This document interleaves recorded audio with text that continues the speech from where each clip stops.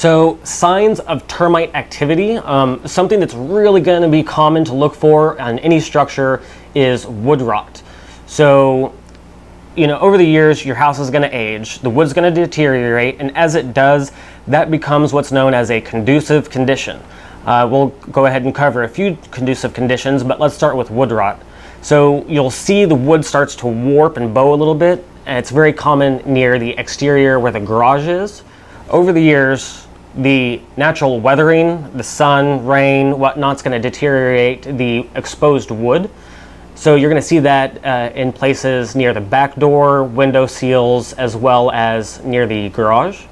So you might start seeing the wood rot evidenced in the bowing or kind of a bubbling of the wood. And then over time, you might start seeing little pockets that are coming through the paint, accumulating with larger gaps that you can even possibly stick your finger through, or just you could break the wood away. Termites love that because that is soft wood, meaning it's not going to be as difficult as, say, the new treated lumber that was just purchased from the store. Those do have, or that lumber has been treated specifically for termites to help prevent it. While it's not 100% foolproof method, it is a good deterrent. So with wood rot being one of the key conducive conditions, you're going to want to keep an eye out for that once again near the windows, back doors, or any place that's constantly exposed to rain or splashback, like the driveway when it splashes back onto the base of the garage door near the perimeter, the border. So keep an eye on that, as well as you may see the bowing on the inside, because if the termites get in from the windowsill, they may nest just below that windowsill, and over time you might see evidence of that same bubbling or rippling in the wood.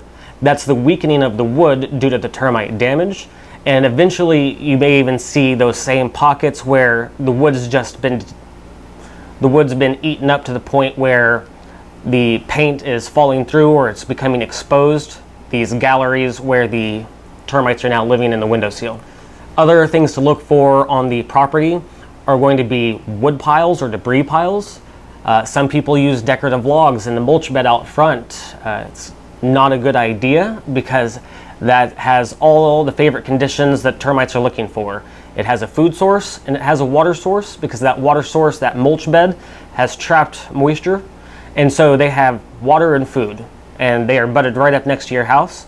So any debris piles, wood piles, any brush that's been cut away, firewood, don't stack it near the house. If you do stack it near the house, you're going to want to pull it away a little bit and elevate it on something dry. Cinder blocks, a wood rack, anything that's going to prevent the termites from coming up from the soil and directly touching that wood.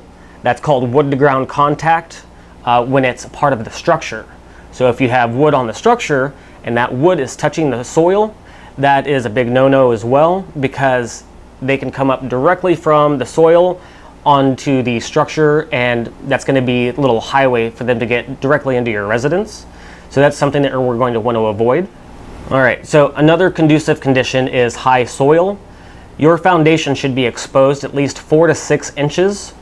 So if the soil is too high, and oftentimes people will build over the years decorative beds, flower beds, add mulch, and as that soil exceeds the foundation elevation, then you really start risking and exposing yourself to possible termite infestation, because they'll come up directly from the soil into what are known as weep holes.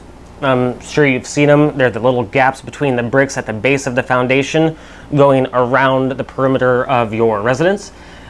It's very popular now with new builds, new residences, that there are weep holes up high as well. But as far as the weep holes closer to the soil or the foundation, as that soil gets built up over the years, you risk them coming up directly from the soil into those weep holes, and it will act as, once again, a highway directly into your residence. So we want to keep the soil low, 4 to 6 inches. You want a good clearance. Also, you want to ensure that there is no wood along the foundation of the home. So keep a clear perimeter around the foundation, Ensure that it stays dry if possible. Make sure that your gutters are working effectively and it's diverting the water away from the foundation. So in regards to flower beds or just the perimeter of the house in general, we're going to want to make sure that the gutters are diverting the water away from the foundation so we can ensure that it's dry long term. If it rains, it's going to dry up within the day, maybe two, whatever the case. But if you have an excessive amount of organic matter that's built up on that mulch bed or the flower beds, that's also something that pretty much you're inviting the termites to come hang out at your house right there at the foundation of your home. So if you are going to mulch it, keep the mulch low. So at the beginning of the year, go ahead and you're going to want to remove the mulch, probably lower the soil a little bit, give yourself a 4 to 6 inch clearance. And then if you do build up the mulch bed again, ensure that you're getting rid of the organic matter, leaves, things like that that have accumulated since last year, since last time you've been in the garden. If you're going to build that mulch bed up, try to give yourself a clearance, 4 to 6 inches if possible. If not, you still want to be able to see the foundation so that upon preliminary inspection, you can see whether or not termites have created the little mud tubes going up into the weep holes. It's very common in our area. So just ensure that you give yourself that clearance. Something else that you're going to want to look out for is what are known as form boards.